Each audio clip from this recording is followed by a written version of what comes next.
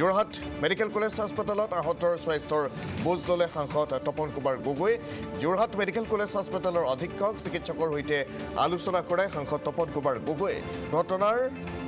উচিত তদন্তৰ আশ্বাস প্ৰদান কৰিছে সাংসদগৰাকীয়ে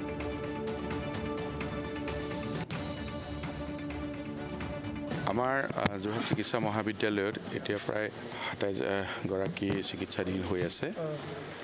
তাৰে 4 গৰাকী আইচিইউত আছে আৰু আমি গোটেইখিনিকে এতিয়া চালো খবৰ ললো আৰু এগৰাকীক এতিয়া গুৱাহাটীলৈ ৰেফাৰ কৰিবৰ কাৰণে ব্যৱস্থা কৰা হৈছে গাড়ী এম্বুলেন্স আহিছে এতিয়া এগৰাকী গুৱাহাটীলৈ প্ৰেৰণৰ ব্যৱস্থা কৰা হৈছে তেওঁ দুইটা ভৰি ফ্ৰেকচাৰ হৈছে আৰু গুৱাহাটীলৈ মুহূৰ্ততে প্ৰেৰণ কৰিবৰ কাৰণে ব্যৱস্থাখিনি গ্ৰহণ কৰা হৈছে বাকী আমাৰ ডাক্তৰসকলে খুব ভালকৈ ট্ৰিটমেণ্ট কৰি আছে আমি সকলোখিনি এতিয়া তাতে ভিতৰত গৈ খা খবৰ লৈ আহিলোঁ আইচিইউত 4 গৰাকী আছে 4 গৰাকী তেওঁলোককো আমি খা খবৰ লৈ আহিছোঁ আৰু বাকি যিসকল আমাৰ মানে ৰুমত আছে সেই সকলকো পৰিয়ালৰ লগতো আমি কথা পাতিলোঁ আৰু খা খবৰ লৈ আহিছোঁ আমাৰ যিসকল ডাক্তৰে চাই আছে তেওঁলোকৰ লগতো কথা বতৰাখিনি পতা হৈছে যিগৰাকী এতিয়া গুৱাহাটীলৈ প্ৰেৰণ কৰা হৈছে তেওঁ দুইটা ভৰিতে ফ্ৰেকচাৰ হোৱাৰ কাৰণে তেওঁলোকৰ পৰিয়ালৰ সহ গুৱাহাটীলৈ প্ৰেৰণ কৰিবৰ কাৰণে ব্যৱস্থাখিনি কৰা হৈছে আৰু গোটেই ঘটনাটো খুব দুখজনক ঘটনা এনেকুৱা ধৰণৰ ঘটনা কেতিয়াও নহওক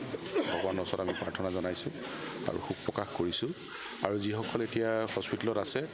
সোনকালে যাতে ভাল হয় তাকে প্ৰাৰ্থনা জনাইছোঁ আমি